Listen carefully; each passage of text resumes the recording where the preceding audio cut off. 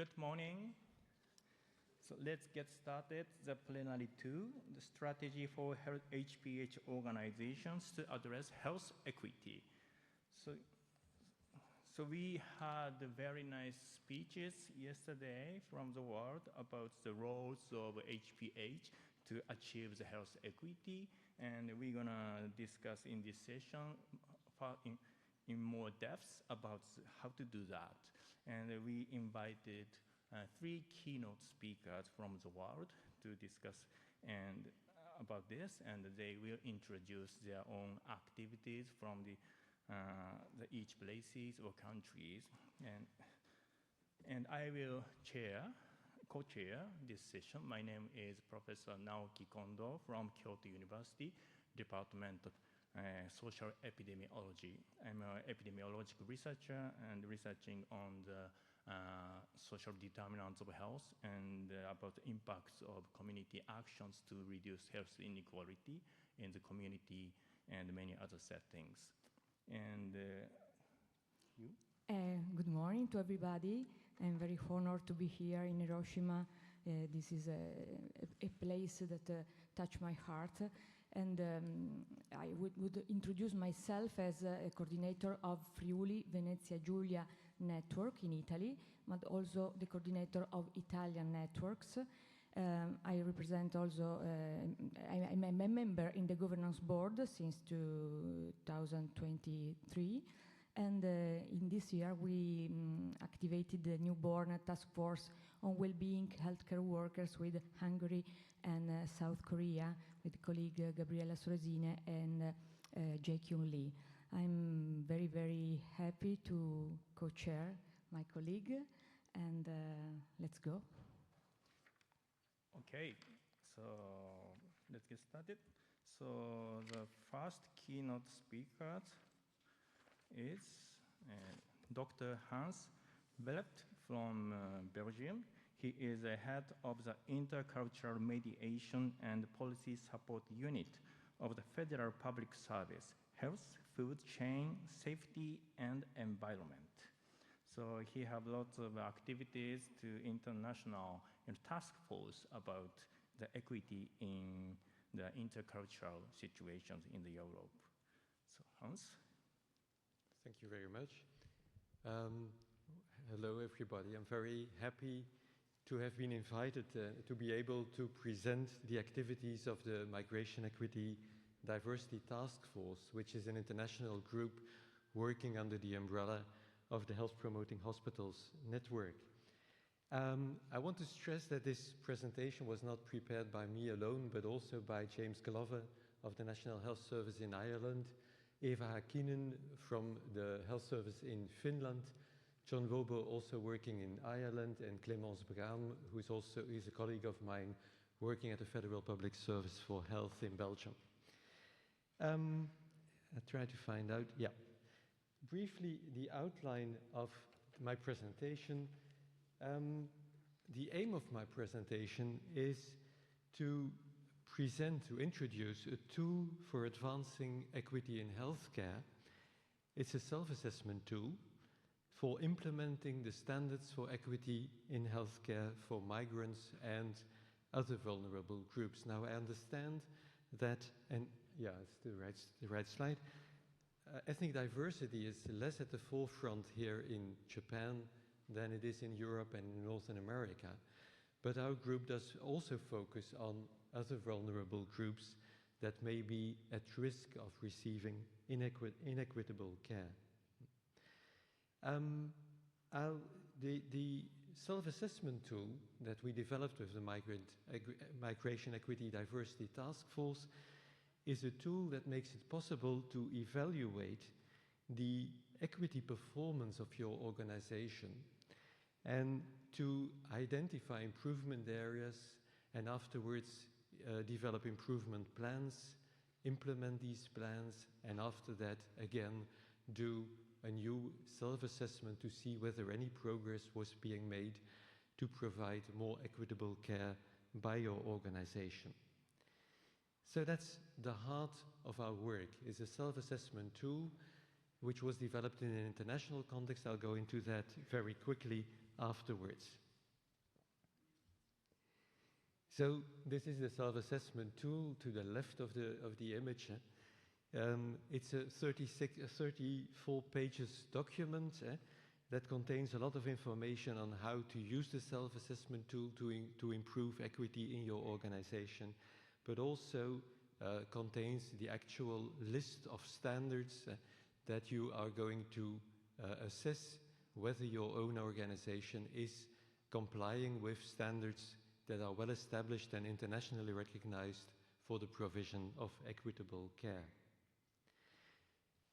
The self-assessment that is involved is meant to be the starting point of a continuous process of quality improvement, with as its ultimate goal to provide equitable care to all, and also to provide to have an equity policy in place in your organization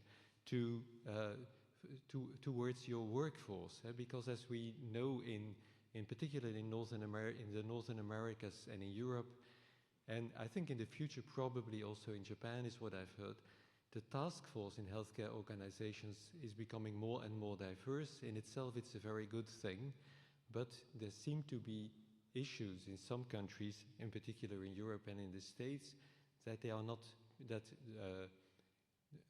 diverse task force members are not always being treated in an equitable way. Now, I'll go into the important question, I think. Why would you want to use the self-assessment tool with its focus on equity? And I think, and the focus of this presentation is on migration, on ethnic diversity, but the same procedures can be used, and once you will see the tool, you will see that we also ask questions about other types of diversity like age, gender, sexual orientation, etc. Now, why is it important to use this kind of a tool? It is, first of all, and you all know this better than I do, and yesterday we heard it during the presentations as well, there is something called health inequities, health disparities. They may be ethnic or they may be other ones. And on top of this, we have the existence of ethnic or other healthcare inequities. And I always like to refer to a very important publication from 2003 that was published by the Institute of Medicine in the US. It's a book called Unequal Treatment, and it was a synthesis of all the material collected in Northern America on inequities in healthcare. Well, they clearly stated, and they found that there was a lack of access for certain groups, and that once these groups did have access to the healthcare system, that the quality of the care provided was lower. Now, this was something that was being done in the US. Of course, this is a very different healthcare system from Europe, also from Japan, but it was in many ways also an eye-opener for other regions in the world. And what is interesting is that in 2024, a few months ago, I think it was in May, The Lancet published a special issue on migration and health, and they stated that, and I'm quoting here, the lack of access to health services, the advancement of migrant-sensitive healthcare in Europe has been a topic of many initiatives and academic debates for over 20 years in Europe, yet with rather limited progress in terms of comprehensive and sustainable implementation. Now, that's important, I think. We are, and I think worldwide, more and more aware, and we have been aware for a long time, that ethnic healthcare and other healthcare disparities exist, inequities exist, but we don't seem to be able to manage them well, to struggle against them successfully. So this is why it's so important to do this kind of work, and to do it in a systematic way. And this is something that seems to be lacking in many countries as well.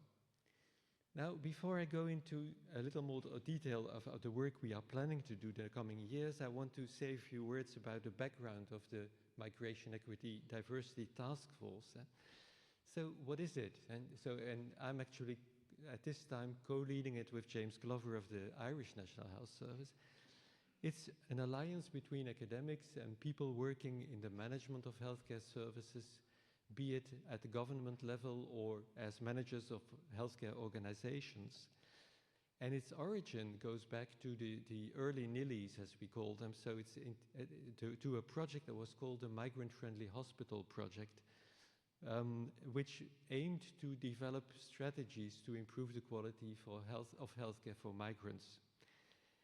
And this project led to the development of a task force, an international task force, that ultimately became the Migration, Equity and Diversity Task Force, which is now working and has been working for a long time under the umbrella of the Health Promoting Hospitals Network. It used to be led, and very well led, by a professor from Italy, Antonio Chiarenza, but he retired recently, so we have taken over and we want to continue the work. So the task force aims to develop strategies to ensure the effective implementation of the standards of equity and the identification and sharing of good practices and innovative ideas, be it for migrant populations that are so present in Northern America and in Europe, be it for other groups that are at risk of receiving inequitable care. To give you an idea of the international scope of our working group, what I'm showing here to the left on the slide are the countries that participated in 2014 in the testing and to use the implementation of a formal version of the self-assessment tool. And so there were 16 countries and 40 healthcare organizations involved. Now, the interesting thing of the Migration, Equity, Diversity Task Force is that there are people from very different places involved, with very different strategies and traditions to deal with inequities. Thinking of countries like Australia, which is very well developed at this level, countries in Europe, countries like Canada, with sometimes different problems, but at the same time, it offers the possibility to learn from each other, to share good practices. And this is, I think, where what makes the work of the Migration, Equity, Diversity Task Force so interesting. When we used the self-assessment tool in 2014, all organizations involved stated that the self-assessment was useful, that it led to the identification of new potentials for equity improvement activities, and that it can also be helpful when your organization is applying for accreditation. These were very positive things, and what they valued most even was the hybrid, at the times they were not hybrid, but they will be in the future, the conferences we organized where all partners could meet and could exchange ideas and discuss the results of their self-assessment and share good practices as well. What they also stated at the time was that the workload was not appropriate, that it took too much time, and one of the main causes was that the standards were not well written, not easy to read, and sometimes certain standards appeared twice. So we developed a new version of the standards this year. There are basically 5 standards. There's a standard that is trying to assess whether your organization has an equity policy in place, whether it is equitable at the level of access and utilization, whether the quality of care provided is equitable, whether there's equity in employment, so this is everything to do with the workforce of your organization, and finally there's a standard about promoting equity outside your organization. For instance, when you're subcontracting certain services, do you take into account the equity policy, the presence or absence of an equity policy in the organizations you're working with?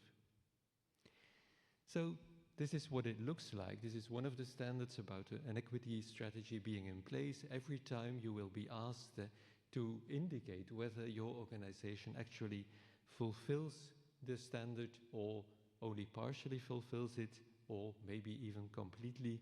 And there's also always space for some comments. How do you go about using the self-assessment tool? Well, the first step, and I think in any change process in a healthcare organization it's very important, is to obtain senior management approval. If you don't have management support, it's going to be very difficult to reach any goals. And the second step is to organize a mixed group of frontline staff and managers from different roles and disciplines to go through the self-assessment tool to see whether you meet the equity standards. Now, the interesting thing is you can use the standards, you can use the self-assessment tool to assess the functioning of one service in your healthcare organization, or you can do it for the whole organization, which may take much more time. And it may be interesting to start with one department, for instance, and then go further, starting from this first step. And of course, using the self-assessment tool, doing the assessment is only the first step, because what we ultimately want to do is identify improvement areas, develop improvement plans, implement them, and again, do a new self-assessment to see whether progress was made. So now, if you would be interested in participating in the work of the Migration Equity Task Force, Migration Equity Diversity Task Force, of course, the first step is to let us know. You will find at the end of the presentation an email address where you can contact us. You can also get in touch with us during the conference here, and you also find our email addresses in the program. So to let us know that you would like to participate. And the first phase of the work in 2025 will be a briefing event. It will be a hybrid conference that we will be organizing in the first quarter of the year 25, and it will probably take place either in Dublin or in Brussels in Belgium. And there, all the information on how we want to proceed will be given in much more detail than I can do here in 15 minutes. So this is would be the starting point. The second phase would be the assessment of the standards by your organization. So this we take a few months for that. Of course, you're not going to work full time on this, but we take 2 months or 3 months. And the third phase is that you would report the results of your self-assessment to the Migration Equity Diversity Task Force. It's a one-page form that you complete and that you send to us. Now, why is this important and interesting? It's not a competition between organizations to be the best, but what is interesting for us is to be able to see what is happening worldwide, how far did we progress with equity in healthcare organizations. That's one thing. And the other thing, it will make it possible for us to identify those countries or organizations that perform particularly well for certain standards. And in this case, we will invite them also to come to present their work, their good practices at another hybrid conference that we will probably organize in September 25. And this is the place where exchange will happen. And this is why it is so interesting and important. And people who participated in the past were so happy to do it. Phase 4 and 5, of course, are the identification of improvement areas, development of action plans, and implementation, and a second evaluation in January 26, in the period January 26, September 26, depending on the speed with which new implementation of new strategies has been possible. Finally, you find here on the last slide our contact information. If you send us an email or you let us know during the conference that you would be interested to participate, we will get in touch with you. We will send you the self-assessment tool for implementing the standards for equity, and we will invite you for the hybrid briefing session early 2025. I hope that many of you will participate, will take a chance to be part of this process, and thank you for your interest and attention.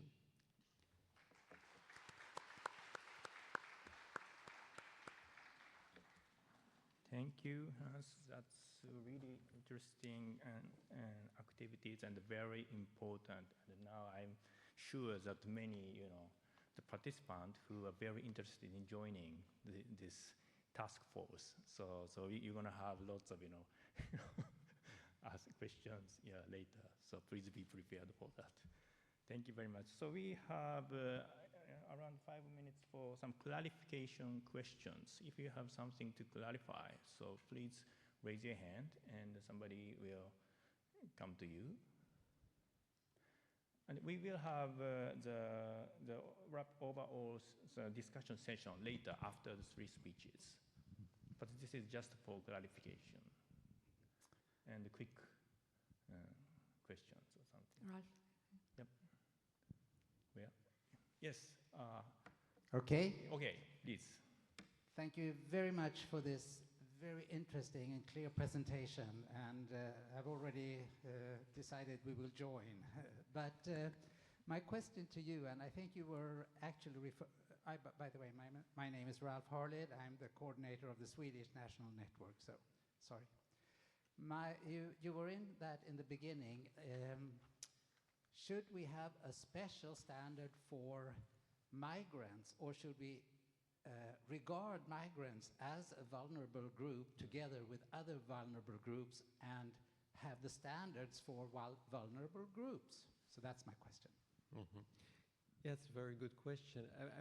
It sounds like it has been a subject of discussion in the group itself.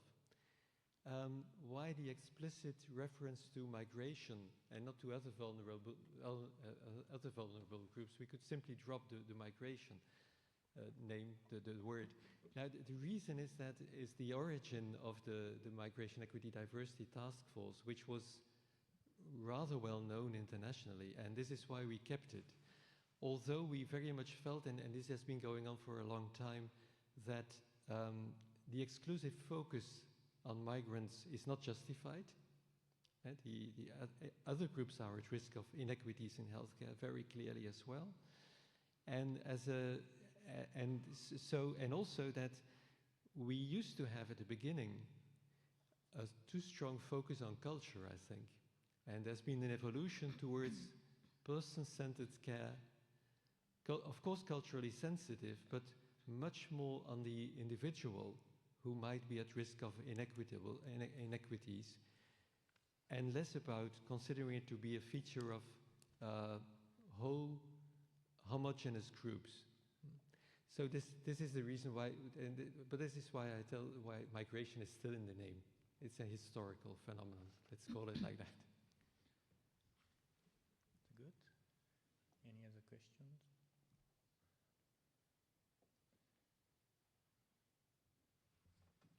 Okay, so from me, my understanding that this is basically the tool to manage the equitable care for the migrant patients, including migrants. And do you have some checkpoint for the employees who are migrant as well?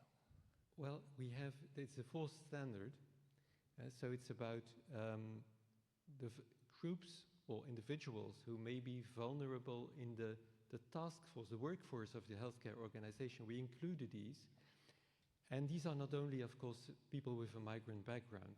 These might be people, special needs persons, persons with LGBTQ, etc., etc. So there's one standard on this, and we didn't have it before. But now we feel it is important to include it. Also because we know that a diverse workforce in healthcare contributes enormously to the provision of equitable care. So it's a win-win situation in a way. Great, thank you.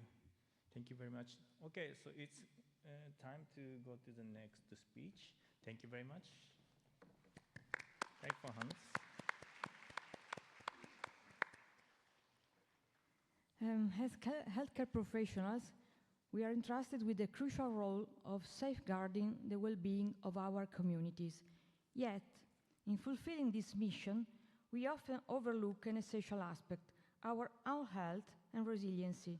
We are not trained about our self-care, and this can become a great invisible vulnerability to deal with. This is a crucial point for healthcare settings in a challenging era with a great problem of shortage of employees. I have the honor to introduce you an expert on this topic. Professor Mo Yeol Kang is professor at the Catholic University of Korea College of Medicine, specializing in occupational and environmental medicine. His research interests include the health effects of long working hours, psychosocial risk factors for occupational disease, the impact of health on labor productivity, and the aging worker issue. Professor Kang is actively involved in research projects funded by various institutions focusing on occupational health risks and their mitigation. Please, Professor Kang, the floor is yours. Thank you. Good morning, everyone. It's my honor to be here as a speaker of these plenary sessions. I'm Will Gang from Seoul St. Mary's Hospital, working in occupational and environmental medicines. I will discuss today the protection of vulnerable workers in health-promoting hospitals and health services. One of the central missions of the HPH framework is to address health equity by providing fair access to self-services, fostering a supportive and culturally sensitive environment, addressing the need of vulnerable workers, including low-income and at-risk population, so eventually promoting well-being for all. Then who are the vulnerable workers? What makes them vulnerable? This is the key challenges they experienced.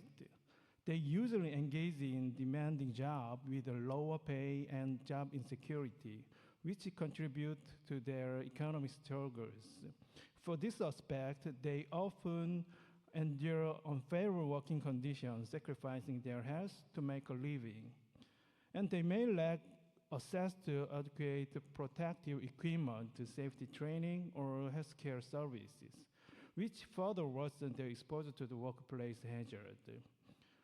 Therefore, they usually have a greater risk of workplace accident and health issues. I would like to continue the discussion by looking at an example of a fixed night shift case in Korean hospitals. Hospitals introduced the different types of night duty systems, including fixed shift, rotating shift, split shift, on-call shift, a weekday or weekend shift. As you know, shift work caused not only sleep problem, but also various other diseases. Many of the hospital workers complain about the rotational shift work, and eventually they leave the hospital within 1 or 2 years due to the difficulties they face. As a solution to that, a fixed shift policy has been implemented in many Korean hospitals for the reason of workers' turnover reduction and health improvement. But was it the right solution? I'm not sure about it. As we have seen before, there are many types of shift work system. Then we may wonder whether there is a good shift work system among them. This is a book published by Korea Labor and Safety Health Research Institute. The title of the book clearly states that there is no good shift system from a health perspective. But among them, some could be worse. I did a literature review a few weeks ago. These are the results of some meta-analysis. Light brown means there is not much difference between fixed night shift and rotating shift. Red means fixed night shift is more dangerous, while light green means rotating shift is more dangerous. Of course, both are bad, but overall, fixed night shift seems to be a bit worse. Some studies have shown that permanent night shift might be the worst schedule for workers in terms of sleep and other health problems. Usually, fixed night shift workers tend to have more desynchronized circadian rhythms. Because of multiple reasons, including increased environmental noise, a light level, and conflicting social, domestic, and family demand, Daytime sleep is typically much shorter than normal night sleep. And most night shift workers tend to return to their daytime routine on their off days, especially if they work less than 5 nights a week. This is a study conducted in USA. It compares the shift work type among the healthcare workers. The result shows that the permanent night workers had more sick days, more medication use, and more gastrointestinal complaint and poorer self-rated health.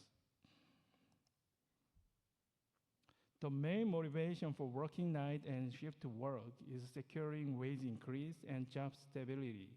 When shift workers perceive their current work schedule as favorable, they believe they have greater adaptability to shift work. Paradoxically, however, those who think they can manage night shift work are often the ones who suffer more negative impact of sleep, stamina, and health. In other words, people who believe they can handle the night shift schedule well are actually more likely to experience sleep deprivation, reduced sleep stamina, and other sleep issues. I have seen this type of patient so many times in my clinic. Therefore, we conduct a night shift survey to understand the reality of the night shift system in our university hospitals. In April of this year, we did the online survey targeting department heads managing night shift schedule.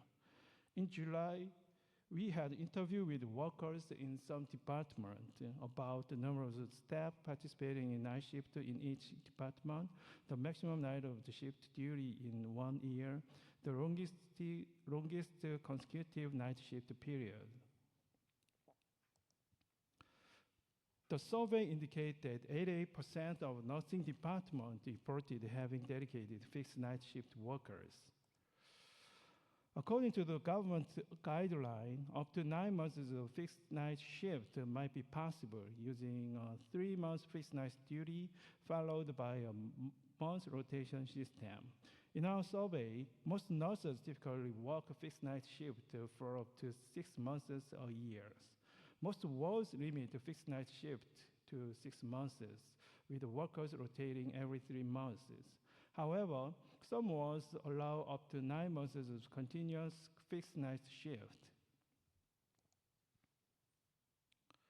Workers who apply for fixed night shift are assigned based on the requested duration. However, if there are not enough volunteers, remaining workers are rotated to fill the gaps. Although not mandatory, some departments have culture where each individual must take 1 or 2 months of fixed night shift. And senior staff tend to avoid the night shift when possible. So junior staff sometimes feel more pressures. Even in some cases, contract workers are hired for fixed night shift.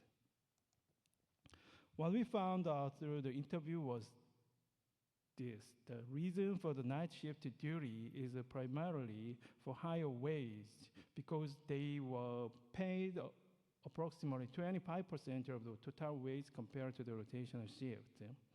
But there was a cost as well. During the fixed night shift, there is almost no social life.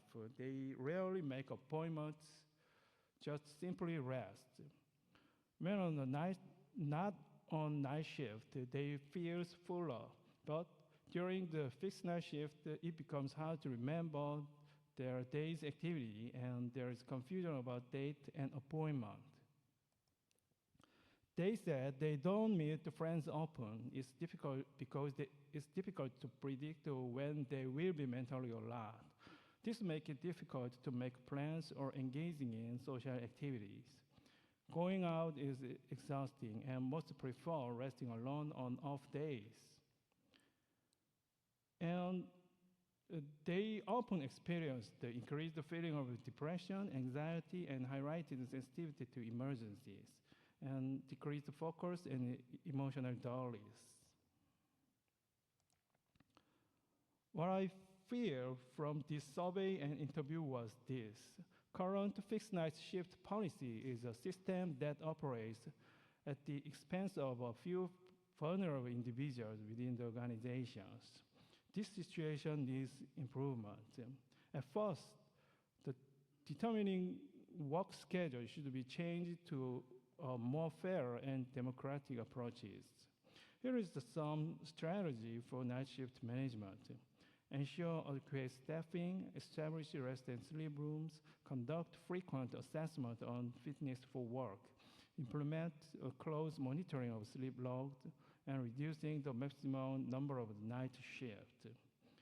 In this figure, several sleep intervention for shift workers has been suggested in literature. Among these, CBTI is the first-line treatment for insomnia patients, but lack of access to this has resulted in dependency on the sedative medications. Recently, digital CBTI has been tried a lot, but none has been targeted as shift workers. But last year, the result of a pilot RCT on digital program for health shift workers developed in Germany was announced for the first time. This was reported to be effective after studying 46 nurses. If this is developed further, it could be useful in terms of accessibility. Digital health tools are becoming more and more popular in diverse fields. And I want to believe it can open the door for health equity in HPH settings. Challenges in achieving equity in digital health access can be addressed through the strategy that ensure all workers benefit from the digital health solution by providing device, reliable internet, and user-friendly digital tools.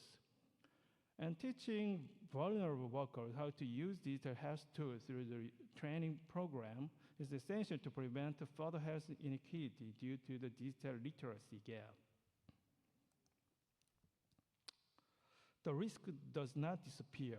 It is shifted to the most vulnerable people within the organization. So we must reaffirm our commitment to health equity. Looking to the future, we have a few directions. We should investigate the correlation between economic vulnerability and increased occupational health risk. We must provide better access to digital tools and training for vulnerable workers. An ongoing assessment should be done to evaluate the impact of the intervention on health equity and workers' well-being. Thank you.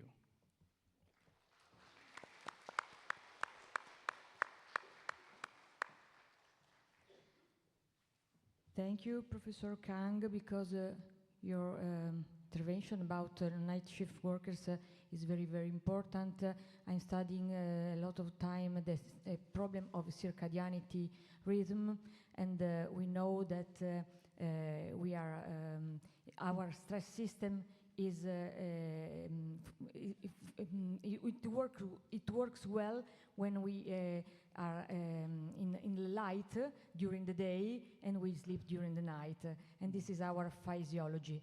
And thanks for your connection between this kind of work and the loss of circadianity. But I would like to ask you if you have some system of reward about the night shift workers in order to create a lot of pleasure instead of stress perception of this kind of work. I don't know if it's clear my question, because of we have to do this kind of work. It's very, very important, but we have to recognize the role of these people that do this important work. Yeah, the fixed night workers they were paid more, about 25% of total wage. And the other advantage of this is that they have about 5 days more off days than rotational shift. So if they have some kind of trouble in economically, they tend to choose to have involved in the fixed night shift, or if they want to if they need more time for family or some of other issue, they choose the fixed night shift. So that increase the vulnerability of the shift work. Thank you. Another question, then I go to the audience, but another, my curiosity is about to train the staff about the recovery of circadianity during the day, the other day, because of breakfast in the morning or physical activity in the morning to activate cortisol in the morning. Are you looking for some strategy about this field or not in order to increase the awareness of the empowerment about the recovery of circadianity? Because their circadian rhythm is disrupted, it is very hard to manage their sleep health. But we just recommend that if you, when you come back to home, just have sleep as soon as possible, and before the people go to the work, and another second time sleep about for 1 or 2 hours, and that is one of the recommended strategy for sleeping for shift workers. Thank you so much. And I don't know if there is a question from the audience. Yeah, there is one. Can take the microphone. Okay.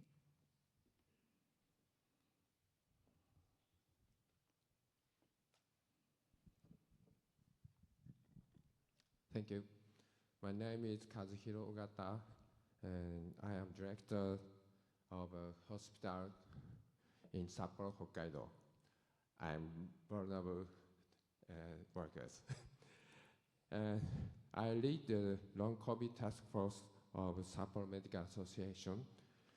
There are various vulnerable workers, such as those in shift workers, and I think that workers with long COVID need special measures to return to work or the workplace that are different from those for normal illness or injuries. We are referring to guidelines such as the British Society of Occupational Medicine. Today's discussion on how to respond to shift workers was very helpful. What kind of response is being discussed to long COVID in Korea? Actually, I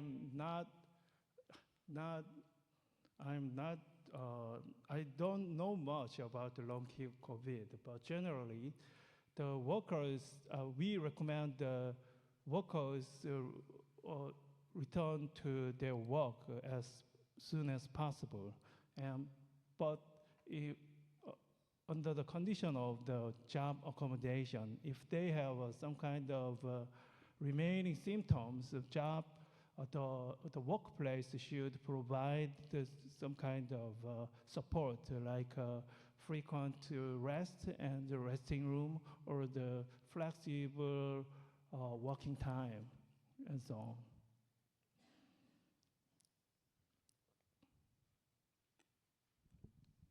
Thank you.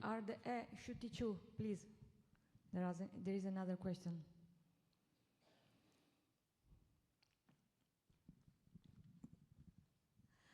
Thank you so much. I have 2 questions. One question is about, have you done the empirical data analysis regarding socio-economic status differences between nurses who took fixed night shift and the others. Yeah. This is the first question. And the second question is about the extra wage. Is there ethical guideline regarding how much is appropriate? Because too much will attract those most disadvantaged to take the risk. So what's the guideline?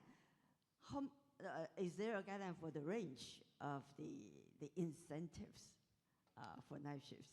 Thank you. Thank you. For the first question, I think that is a very good idea to find out the effect of fixed night shift regardless of the genetic factors. But I don't know there is that kind of researches, but that is worth to try to investigate that. And the second question, excuse me, what was the second question?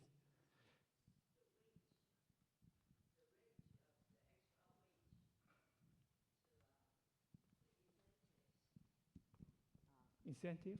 Yeah. You say they have 25% extra wage Yeah. and 5 day more. I think So is it better to give more or no? Should not be too much. I don't think the economy reward is a not good solution, because someone who has difficulty in economically, they may choose the risky jobs, and I think that is not justice way to solve the problem. But we must change the workplace and work condition, and as I said before, we ensure the educated staff or the working schedule is more favorable to all kinds of workers, even in the very vulnerable workers in the organizations. I think that is the way we should follow. Thank you. Thank you, Professor Khan.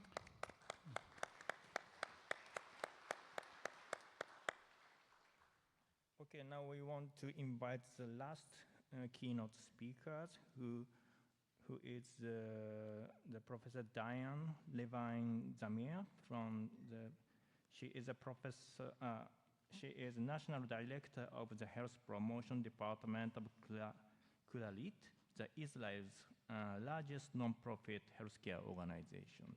She is also full professor of public health at the University of Haifa and teaches at Tel Aviv University Medical School of Public Health.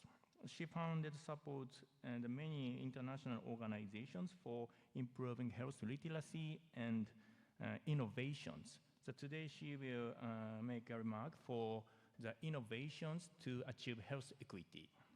It's time for you, Diane. Thank you so much. I'm going to share my screen.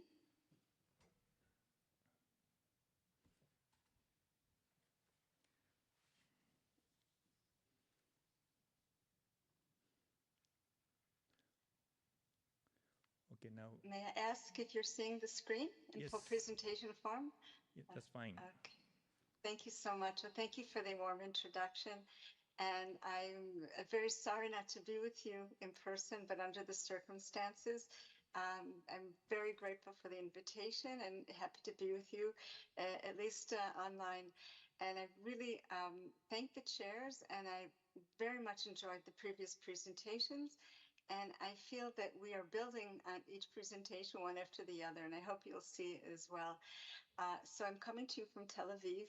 Interestingly, the previous presentation was on night shifts, and it's almost 3 in the morning in Israel. So this is my night shift for you, but it's not every day, so it's not a fixed night shift. So thank you so much. What I would like to achieve in the next 15 minutes is a bit about equity, just to support something that were said by the previous speakers. The role of HPHs, the health promoting hospitals in achieving equity, the standards that we know are there, and just to highlight them. And I'd like to show some examples of innovation and equity in health promoting hospitals that we have from our country, bringing us to digital health literacy, and why it's important, how we can measure it, and the results of our and we'll study with some conclusions. So I'll go forward as soon as possible. I'm very happy that I'm able to reinforce the message through this illustration of our first speaker, just to really highlight the difference between equality and equity.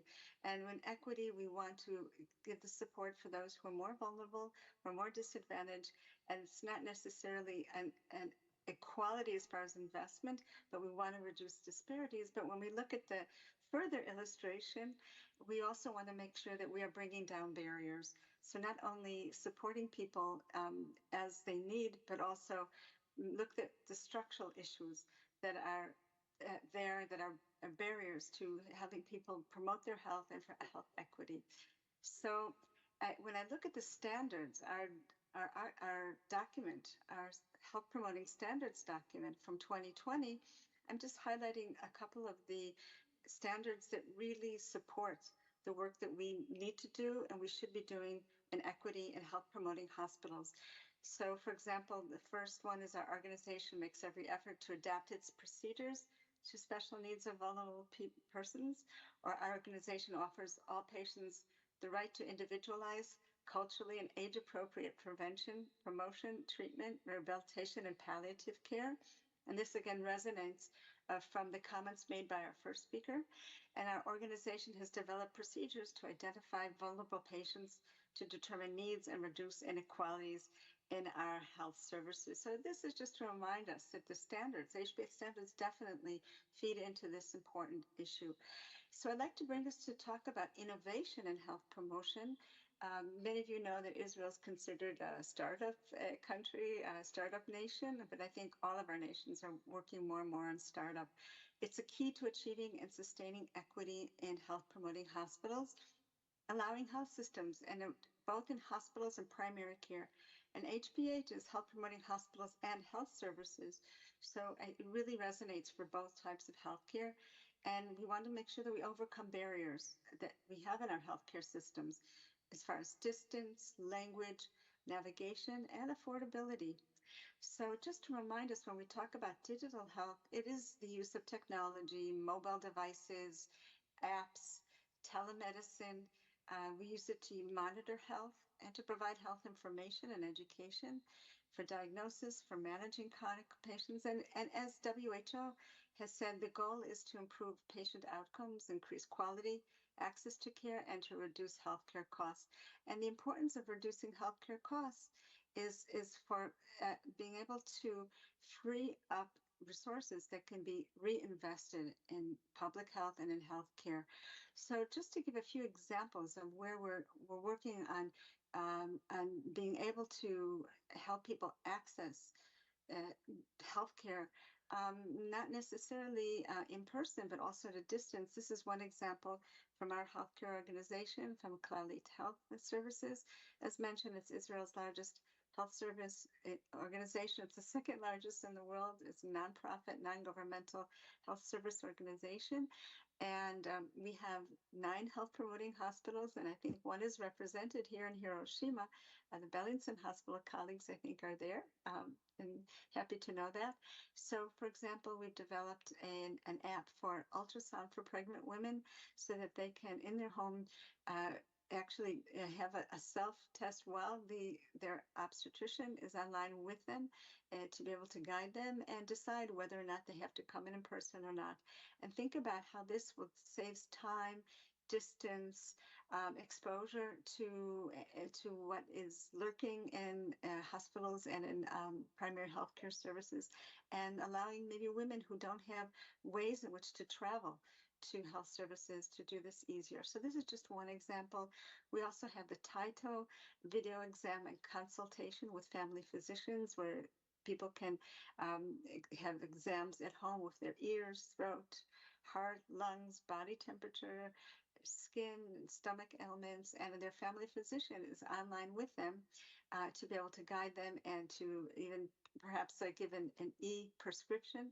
Again, so saving people time and also giving immediate care, and it can be 24/7, which is usually a challenge.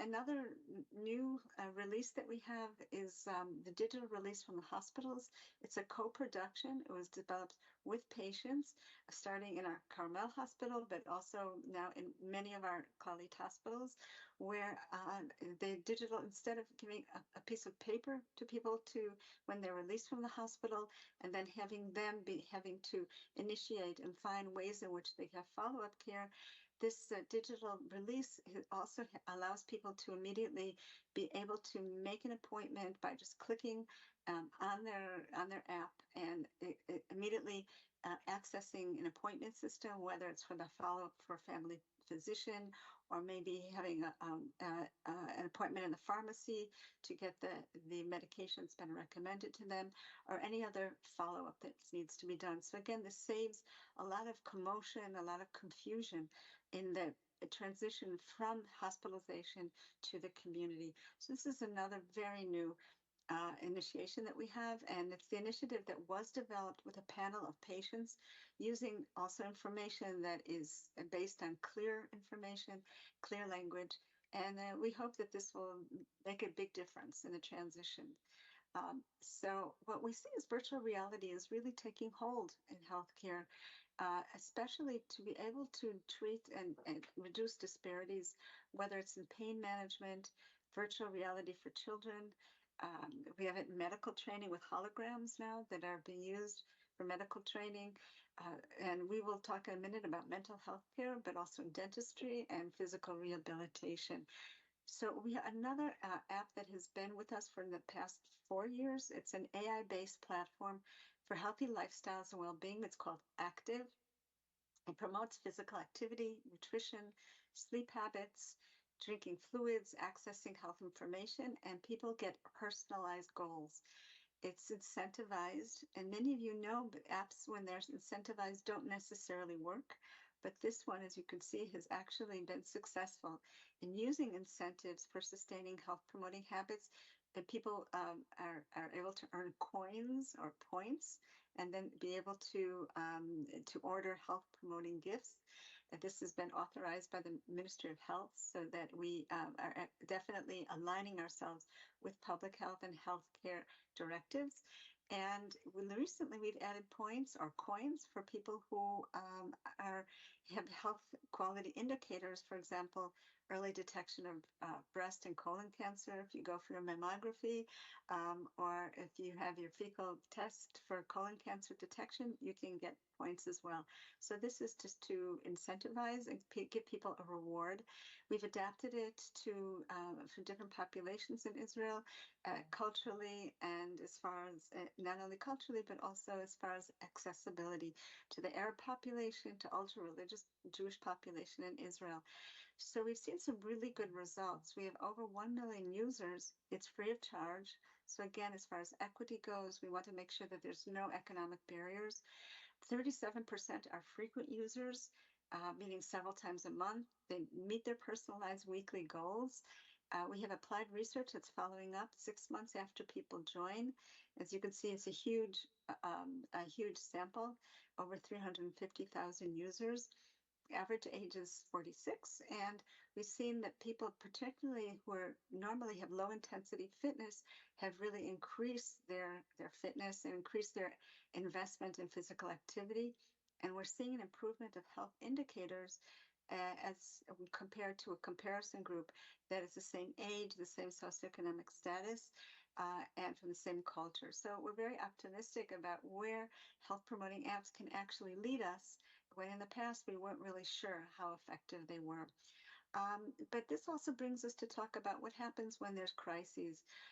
What happens when we need to know where health promotion is supporting health crises. For example, COVID-19, we all experienced it, and many of us came together who are working in health promotion. You may know some of these authors we came together to bring our experiences from the different countries together and publish this article when we really emphasize the importance of health promotion preparedness for health crises so that our countries, our organizations have a plan in place when there is a health crisis or a health emergency. But it can be in different forms, as you know, in our region since October of 2023 to 24 and beyond. We're in a crisis, in a conflict in our region, and we immediately produced and released health promoting videos to help people access in their homes when they were on lockdown and not able to travel and not able to leave their homes. So to promote physical activity for young families, to make smoking cessation sustainable so that we would be able to prevent relapse when people are under stress, have family nutrition, what people can do at home to keep their nutrition positive during the times of conflict and stress, physical activity for older adults. We want to also make sure they stay fit and also prevent loneliness, the issue of mindfulness, healthy sleeping, as was mentioned by the previous speaker. Often sleeping is a problem. Sleeping is evidence when people are under pressure. And we released this online during social media, through social media, and received a tremendous response. And when we go to mental health, everybody has a cloud at some point. All of us do for some reason or another.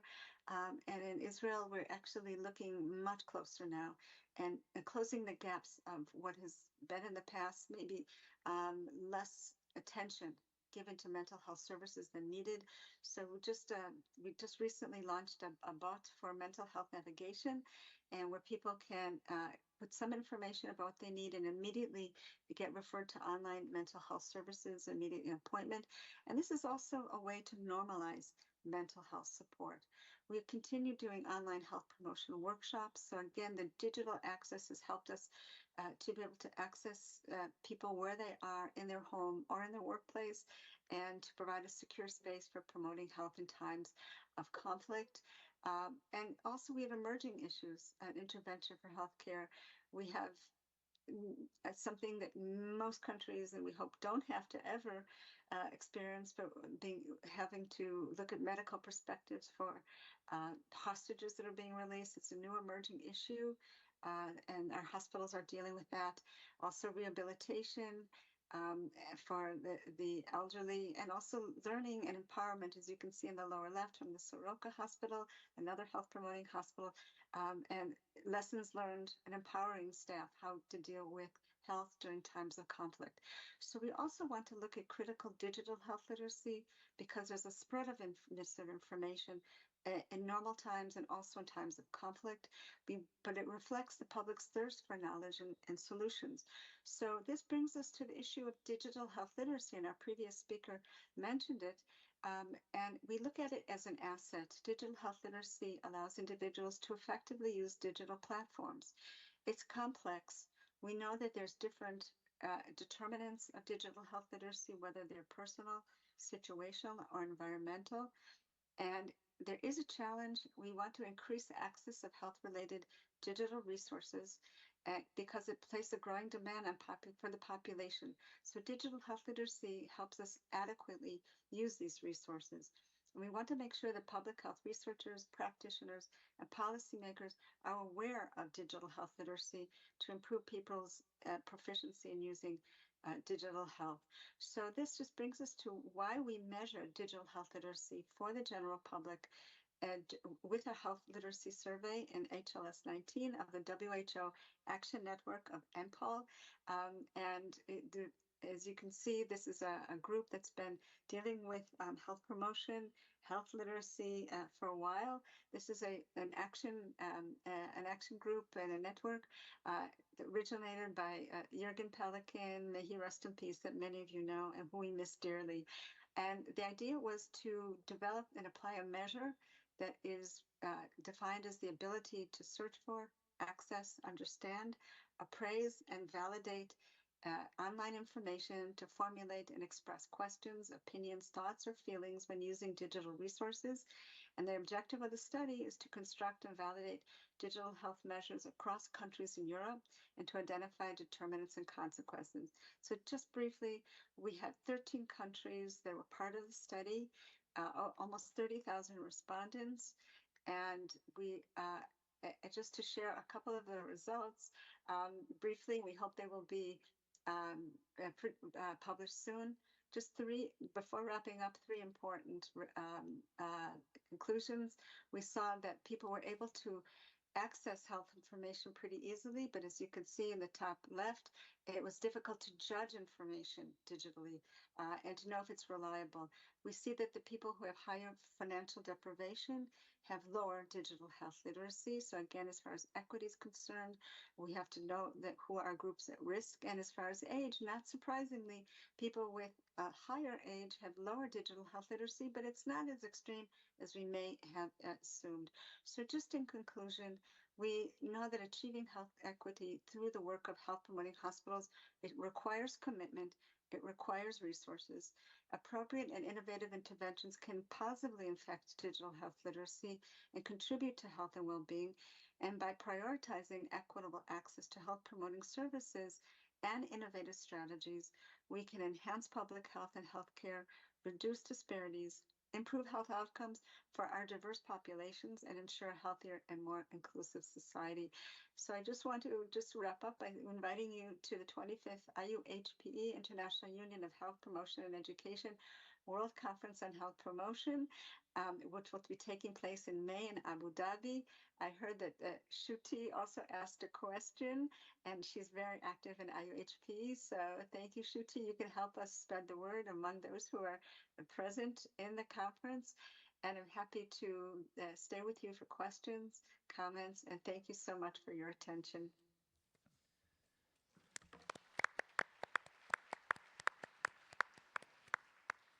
Thank you very much, Diane. So it's so surprising that there is so much innovation is happening to, achieve health equity, and your message is quite important. Even the innovation is happening, so the improving the digital health literacy and the access to digital infrastructure, that is a quite important condition to achieve health equity. Yeah, thank you very much. So thank you. Thank you. So I think it's time to start the overall discussion. And for organizers, could you bring 2 chairs for the presenters to the stage? 椅子2つ. And I want to invite the speakers on the stage.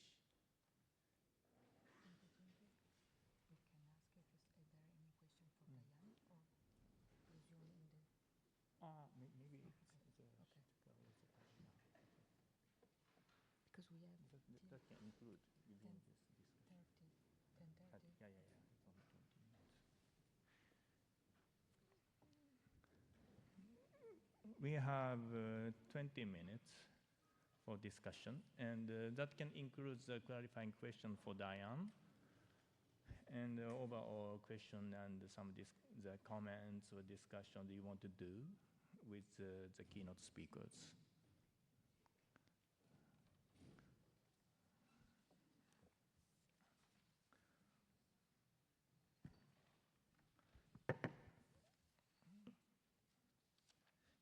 Can I ask first a little bit about the community things to my question? You do. Yeah. Is that good? Yeah. All right. Oh, thank you. Now it's time for discussion. And yep. So first of all, I want to ask one thing. So this time, so the speakers nicely addressed some up-to-date about how to achieve the health equity for patients and for workplaces. And I think I want to discuss a little bit more about the HPH activities for the community and also the policymakers and how to change the society as a whole. So I want to invite some additional, comments or inputs about that topic. So for example, like Hans, you have lots of work about standardization for the equitable care for the patient. But do you have some advocative activities for the policymakers in each country or the whole countries in the world, for example? Well, what is a very important part of the standards is the whole policy dimension is the first standard. And also the very important there is, I mean, that, and this could be at the level of a healthcare organization or at the level of a country even, like in our case, the Federal Public Service for Health, is it the question or the standard is there an equity policy in place, and is it being assessed? Is there a follow-up being done? Which is very important. I think you also refer to the community dimension. And one of the standards is also that we try to involve as an organization, or that you try to involve as an organization, members of communities at risk for the receiving inequitable care. And this is one thing that came out of the past experiences we had with the self-assessment tool with earlier versions, is that in many countries, and in particular in Europe, community involvement is very low. Mm-hmm. So, and this is, we think, a big problem, because I think, but I was away for some time for some reason, there is the whole thing of cultural acceptability, cultural safety in healthcare, which may make it, if people do not feel culturally safe in healthcare, they will probably not rely on healthcare services. And if you want to know about that, you have to get in touch with communities. And this is something I think that Northern America, Canada, and also certain regions of the United States of America, they are much ahead of us. And the dimension of changing society is also part of Standard 5, where we say, if we are subcontracting services as a healthcare organization, are we going to take into account that these organizations have an equity policy in place as well, be it for their workforce or the way they are working with other partners. So we try to include these different elements. Thank you very much. So Professor Kant, my question is about maybe the night shift problem is very strongly associated with national regulation about for the labor market too. So for example, in Japan, so the long overwork for the physician is a big political issue right now. So do you think you have some access to or some discussion with conversations with the policymakers about this problem?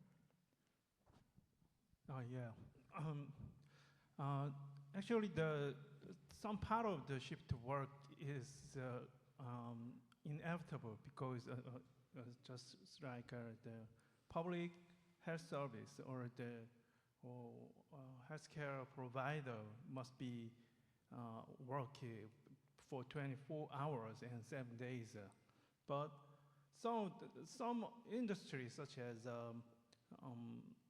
manufacturing or the construction, and these kind of industries don't need the shift to work mandatorily.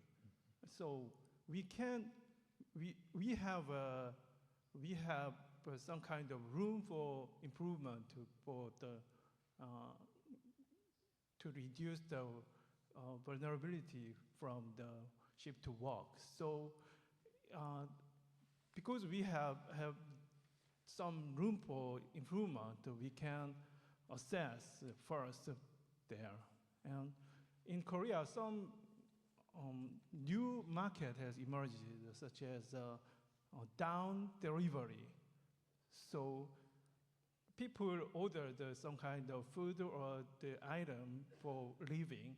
They can receive the item at the morning. Mm-hmm. So for that service, many people work during the night.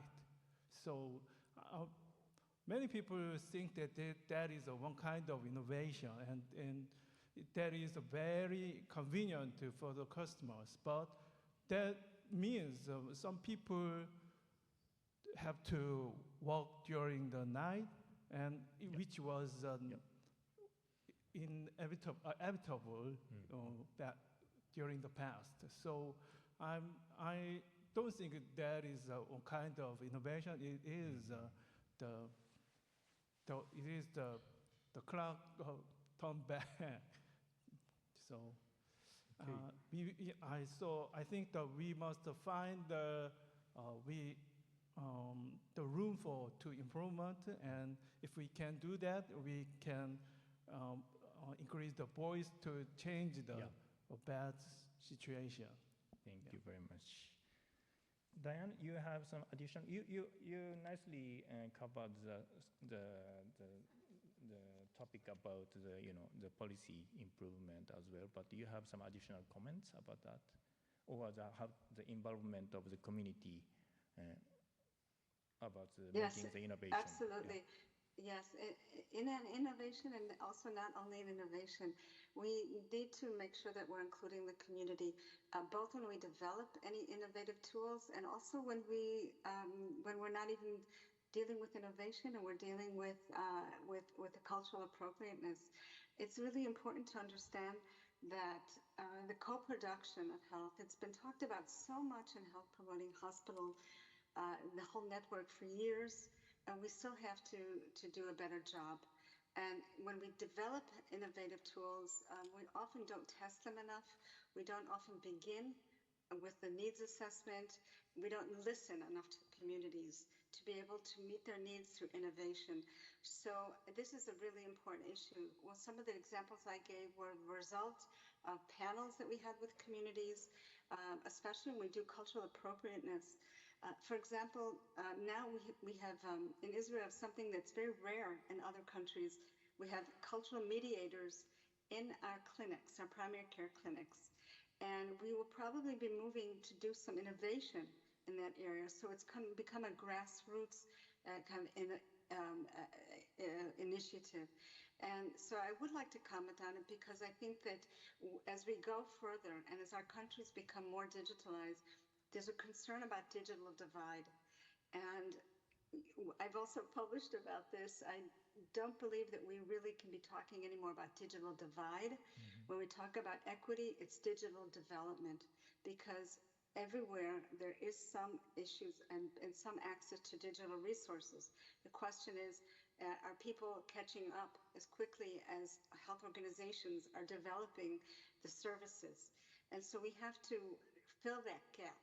So it's not a divide, it's not black and white, as we usually say, but it's really an issue of a digital development.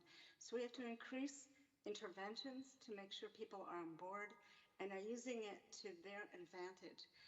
And this is a really cutting edge area for intervention for health promoting hospitals and health services, not only to go forward digitally, but also to go forward together with communities, together with patients, together with our vulnerable populations.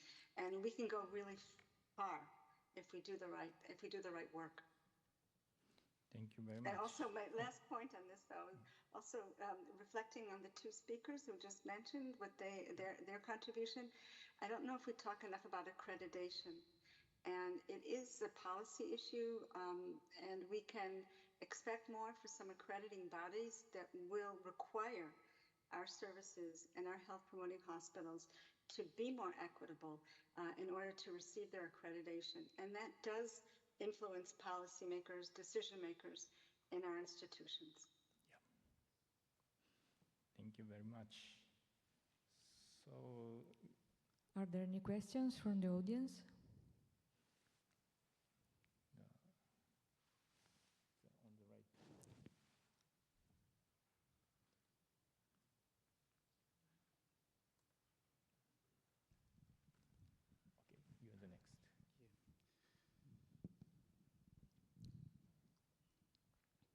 I have a question for Professor Levin Samir. Hello, Diane. This is Ralph Harded from HPH Sweden. So, hi, Ralph. Nice to see you. Yeah, and sorry to not see you here, but of course we understand. And thank you so much for your inspiring presentation. It's always a pleasure to listen to you and all the good things you are achieving. But my question, and you've been into that, concerns, of course, digital health literacy and the risk to increase inequity when you provide more and more healthcare through digital access, apps, and distance meetings. And when we address health literacy, we now more discuss organizational health literacy rather than personal health literacy. But when you elaborated on digital health literacy, I understood that you were addressing the challenges to increase personal digital health literacy. So do you have any comment on that? And do you have a strategy in your colleague to increase organizational digital health literacy? Thank you. Yes, thanks so much. Yes, I would also like to mention in the MPOL network that I mentioned before, the Measuring Population and Organizational Health Literacy, the network that we've developed, who also, Christine Deutscher was one who planted the seed, and she was the head of the scientific committee for this conference, and you all know her. We have an organizational health literacy working group. It's developed self-assessment measures for both hospitals and for primary care. I happen to have the honor of leading the primary health care group, and I'm also active in the hospital group. We're testing self-assessment tools now, and part of those organizational health literacy self-assessment tools are digital health. We've increased it, we've incorporated it into organizational health literacy, self-assessment, directive, guidelines. And just for an orientation, for maybe of you who haven't yet heard enough about organizational health literacy, it's how organizations can adapt themselves and be more appropriate for the levels of health literacy of the populations they serve, looking at a systems approach. So when we adopt and we embrace organizational health literacy and incorporate the digital health into that, then we're working in an integrated way. So thank you so much for your comment. It is definitely on our agenda. We're working with the MPOL. MPOL is also a strategic partner with the Health Promoting Hospital Network. So I hope you'll be hearing more and more from us. And maybe next year when we meet, we can talk more about it face to face.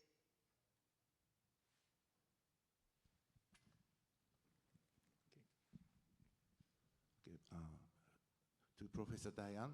So I'm Hiroshi Fukuda from Juntendo University, and I'm very happy to see again following IHPH Euro and ILA Rotterdam.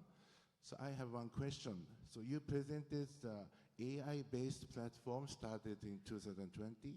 So in the age of digital health, the digital tools such as generated AI or ChatGPT, is that to make effective or negative impact to the increasing the health literacy of citizens or organization?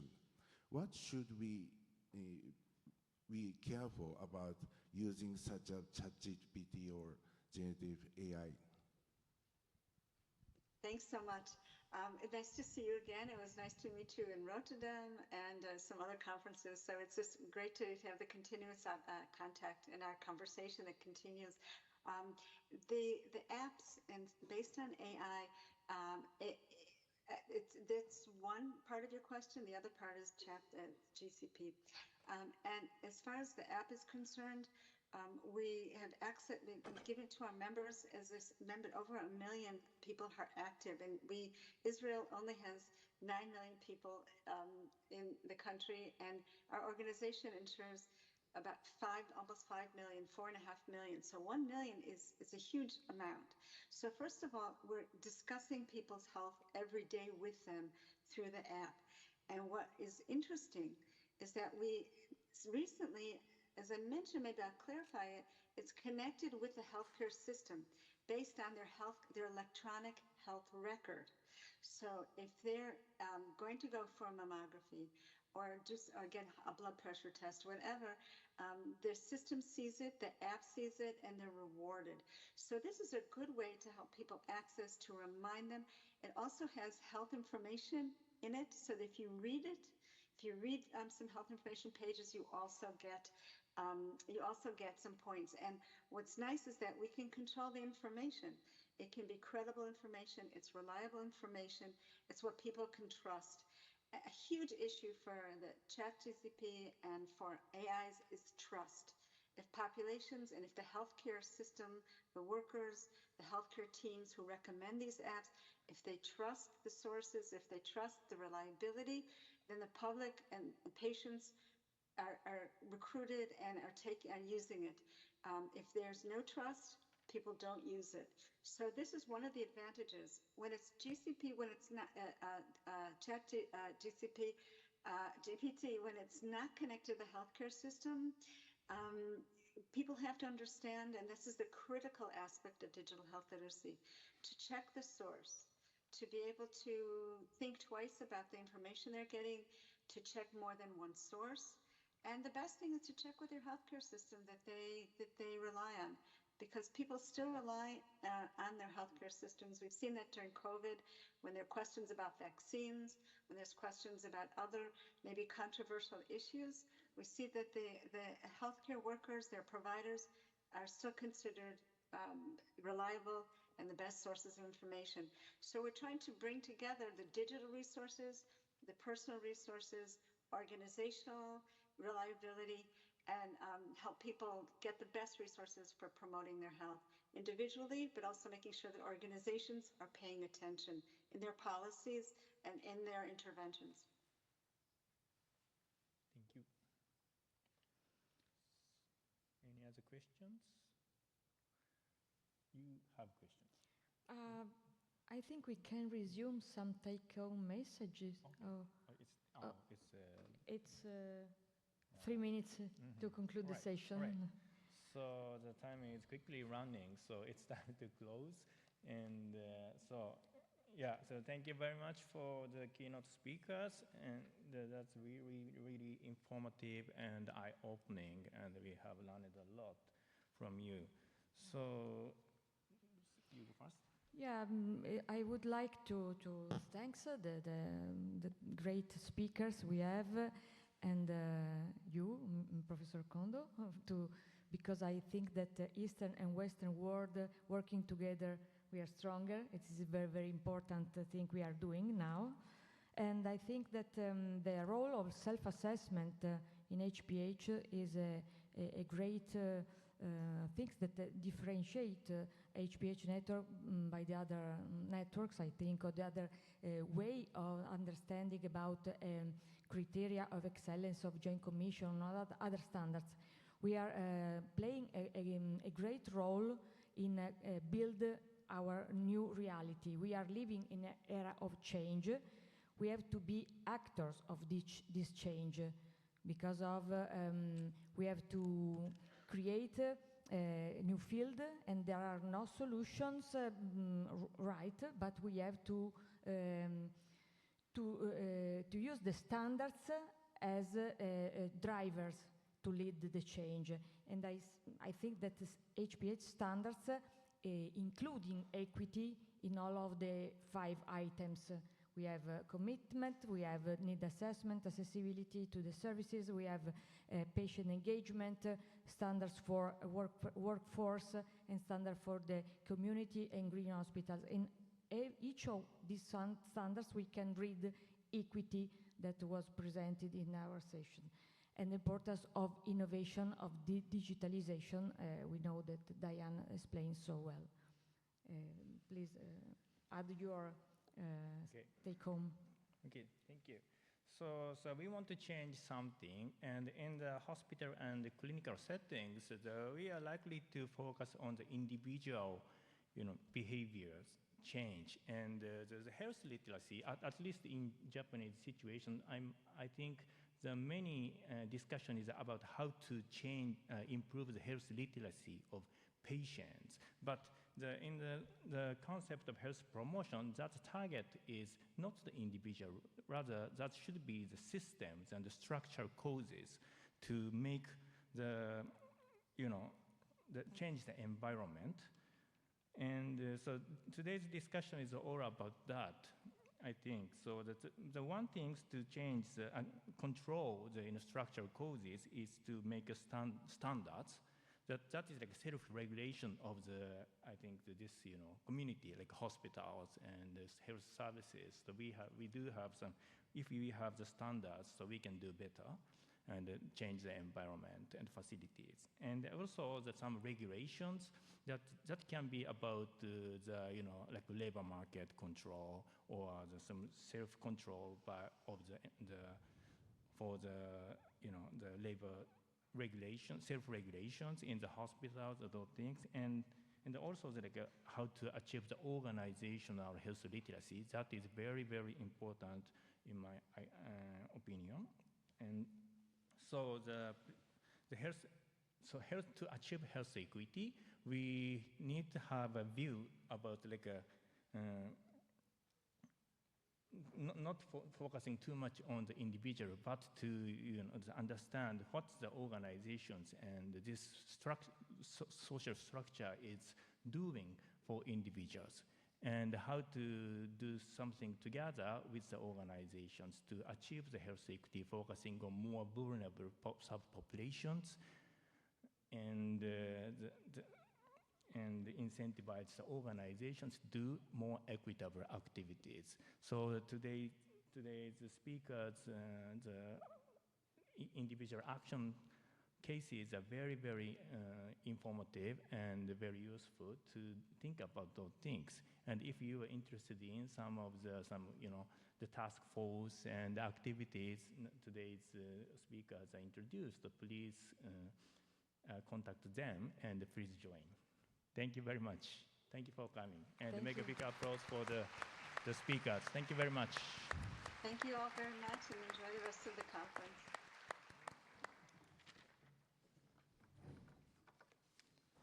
Okay. Thank you. Thank you, Christine. I